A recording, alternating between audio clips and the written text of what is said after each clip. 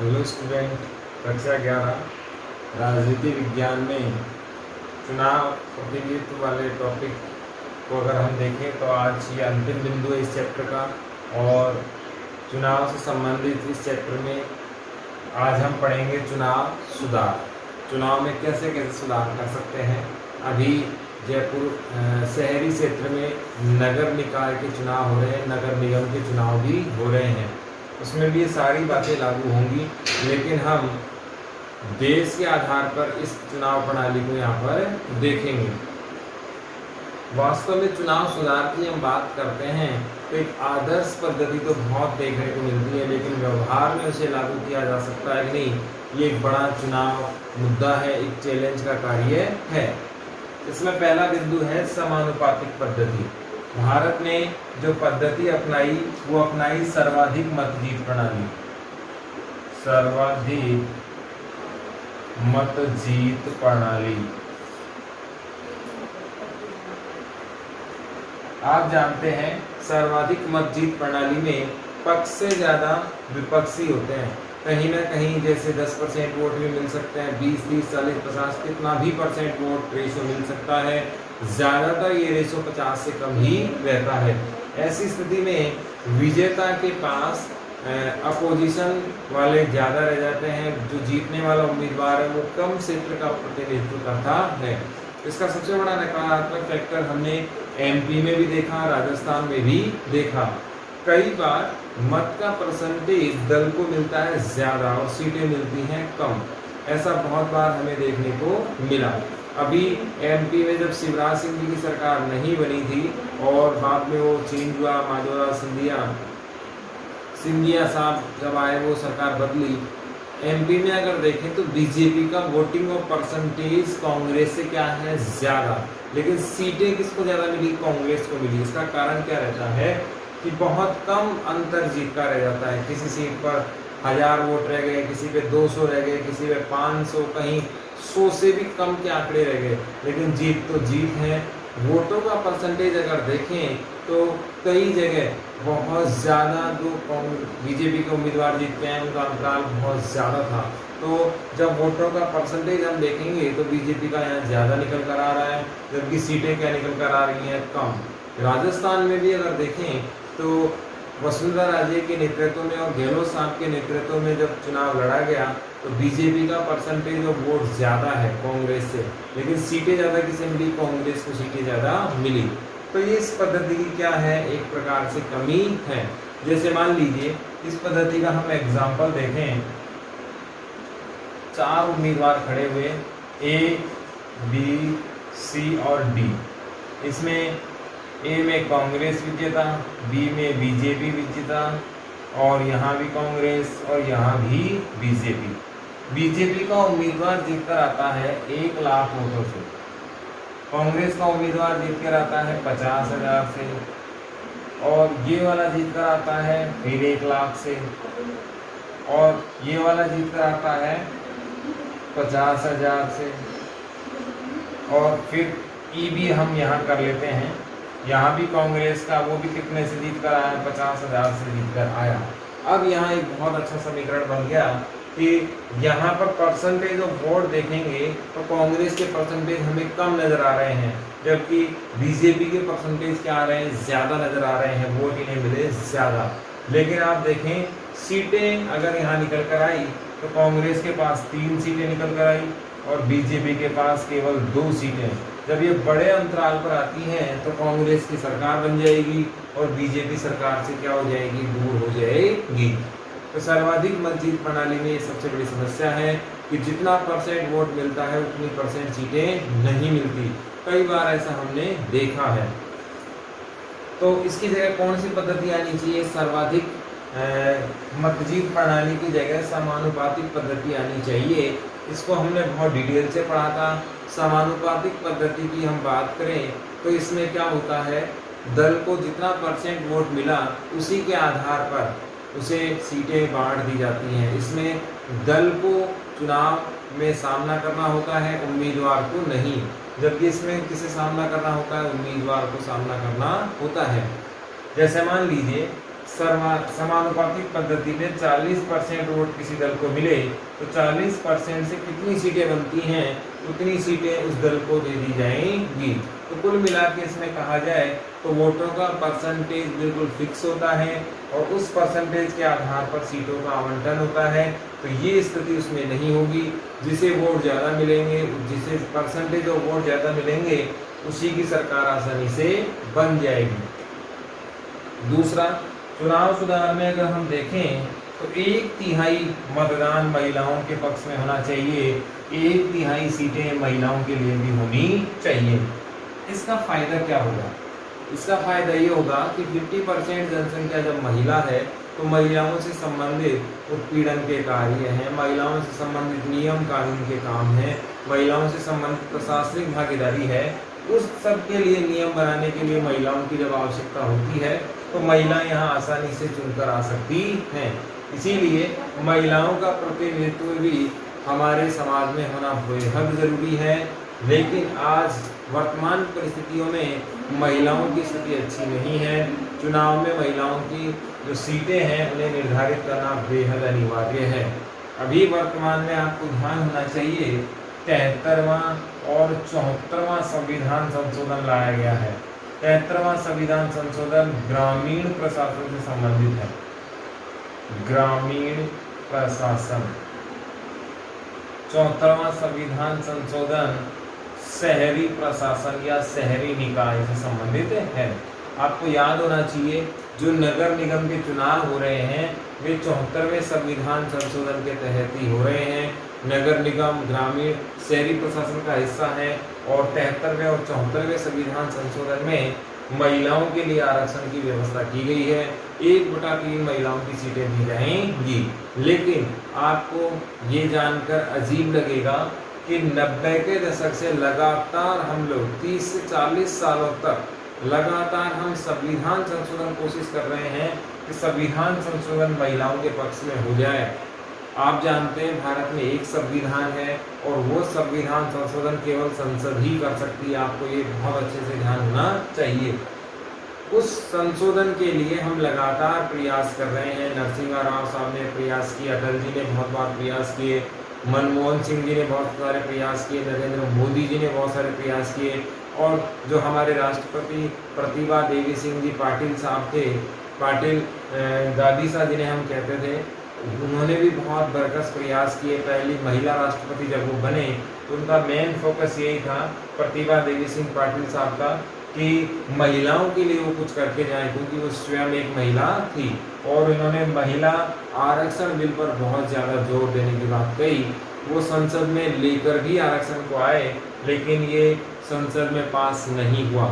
तो ये भी कहीं ना कहीं लोकसभा राज्यसभा में पास होने के बाद जब राष्ट्रपति के हस्ताक्षर हो जाए तो संसद और विधानसभाओं में महिलाओं की स्थिति स्पष्ट हो जाए और स्पष्ट सीटें मिले तो ये भी चुनाव में एक बहुत बड़ी सुधार की व्यवस्था हो सकती है। धन के प्रभाव पर रोक। हमने बहुत सारी मूवीज देखी हैं, विशेषकर साउथ इंडिया की। इसमें धन के प्रभाव को बहुत ज़बरदस्त तरीके से दिखाया जाता है। पैसे के दम पर नोट खरीदे जाते हैं। आपने एक मूवी देखी होगी बच्चों से संबंधित, भूतनाथ।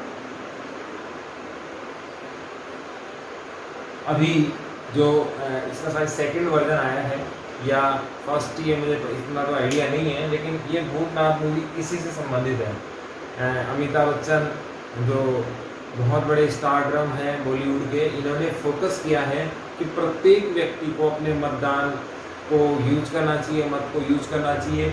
और इस मूवी में ये दिखाया गया है कि पैसे के दम पर चुनाव कैसे जीते जाते हैं या अपने मतदान को कैसे प्रभावित किया जा सकता है, किसके आधार पर, धन के आधार पर। डिटेल से हम देखें तो कोई भी व्यक्ति पैसे वाला जब चुनाव लड़ता है तो वो पैसे का इस प्रकार से निवेश करता है, इस प्रकार से पैसे को फेंकता है मार्केट में, प्रत्येक व्यक्ति तक वो जाकर वोट खरीदने की कोशिश करता है। इसमें मदिरा पान है, बहुत सारे नशे पते हैं, खाना पीना है, बहुत सारी सुविधाएं हैं, लेकिन ये सुविधाएं केवल चुनाव के टाइम ही दी जाती हैं, उससे पहले नहीं दी जाती हैं। इसका असर ये होता है कि वोटर जो खिलाने पिलाने वाला है उसके पक्ष में झुक जाता है। तो धन का प्रभाव बहुत ज़बरदस्त होता है चुनाव में, और भारत में ये विशेष तौर पर देखा जाता है। इसीलिए चुनाव आचार संहिता में पैसे के लेन देन पर रोक लगा दी गई है। यदि पैसा पकड़ा जाता है तो उसे काला धन माना जाता है, या फिर इसे प्रूफ देना होता है कि ये किस पर्पज से लाया जा रहा था। तो धन के आधार पर भी चुनाव को प्रभावित करने का कार्य किया जाता है। इस पर भी रोक लगाना बहुत ज़्यादा ज़रूरी हो जाता है। अपराधियों पर नियंत्रण हम देखते हैं कि अभी लेटेस्ट ही प्रोग्राम हुआ है, उसमें महिला विधायक की बात थी। महिला विधायक के चुनाव के लिए, या यूं कहें विधानसभा के चुनाव के लिए, कांग्रेस पार्टी की एक महिला ने अपनी दावेदारी प्रस्तुत की, और उसने जब दावेदारी प्रस्तुत की तो उसे टिकट नहीं मिला। स्टेज पर ही वहाँ मारामारी होगी, क्योंकि एक अपराधी तत्व को टिकट दे दिया गया था। महिला ने जब विरोध किया तो वहाँ धक्का मुक्की हुई, फिर कांग्रेस छोड़ के उन्होंने बीजेपी ज्वाइन कर ली। मैं ये नहीं कह रहा हूँ कि बीजेपी अपराध मुक्त है, बीजेपी में भी बहुत सारे अपराधी हैं। शायद ही कोई ऐसा दल होगा जिसमें अपराध प्रवृत्ति के व्यक्ति ना हो। बीजेपी हो, कांग्रेस हो, XYZ कोई भी दल क्यों ना हो, सब में अपराधी प्रवृत्ति के लोग हैं। लेकिन निर्वाचन आयोग और बहुत सारी पद्धतियों के माध्यम से, चुनाव सुधार के माध्यम से अपराध प्रवृत्ति के लोगों को रोका जाना चाहिए, वो चुनाव लड़े ही नहीं। इससे फायदा ये होगा कि अपराधी तत्व बाहर हो जाएंगे। अपराधियों के नियंत्रण के लिए चुनाव सुधार के लिए निर्वाचन आयोग ने भी कार्य किया है।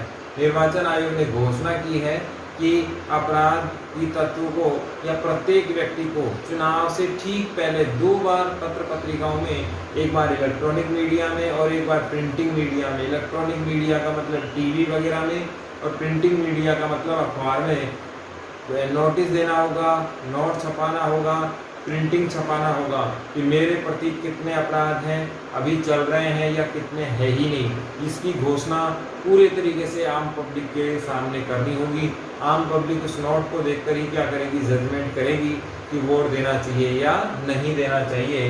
बहुत अच्छी चीज़ ये होने वाली है।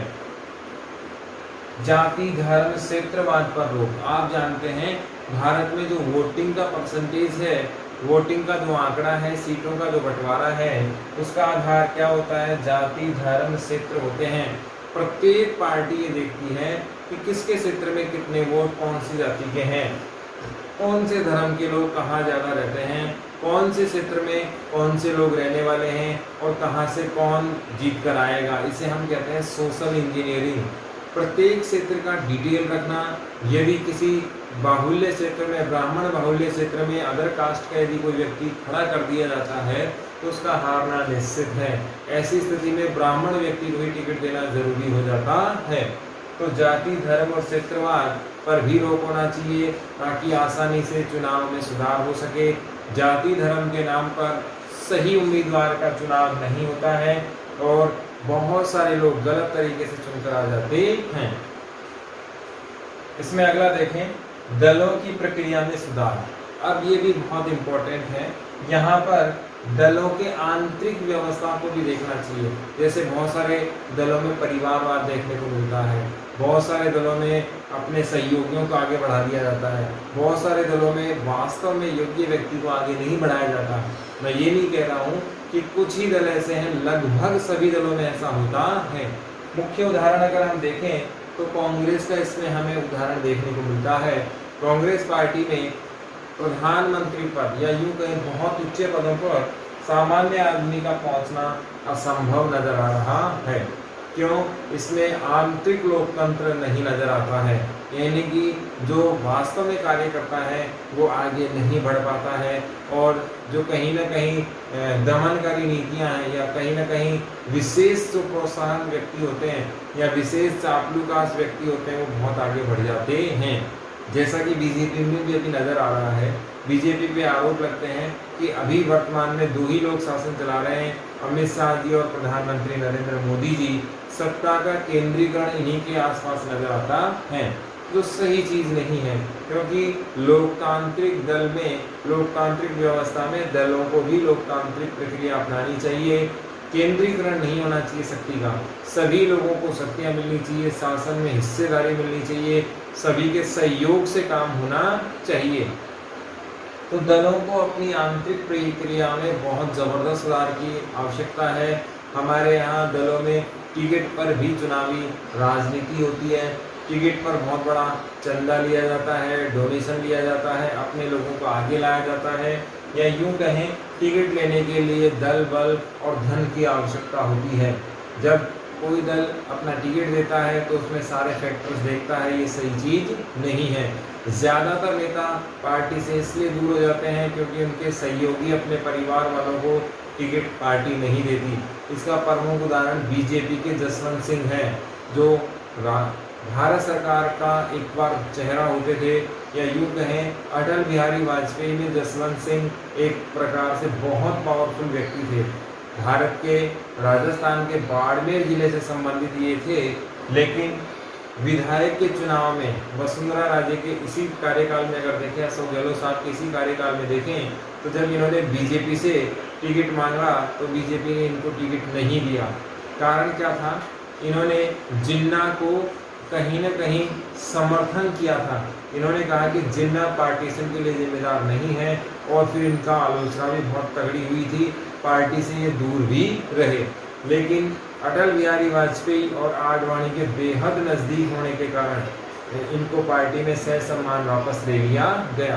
लेकिन बाद में विवाद ज़्यादा बढ़ा और इनके टिकट पर सवाल खड़े हो गए। पार्टी के लोग चाहते थे कि इनको टिकट ना देकर दूसरे व्यक्ति को दिया जाए। तो दलों की आंतरिक प्रक्रिया में सुधार लाना बेहद जरूरी है। बहुत सारे नेता अपने परिवारजनों को ही आगे बढ़ाते हैं।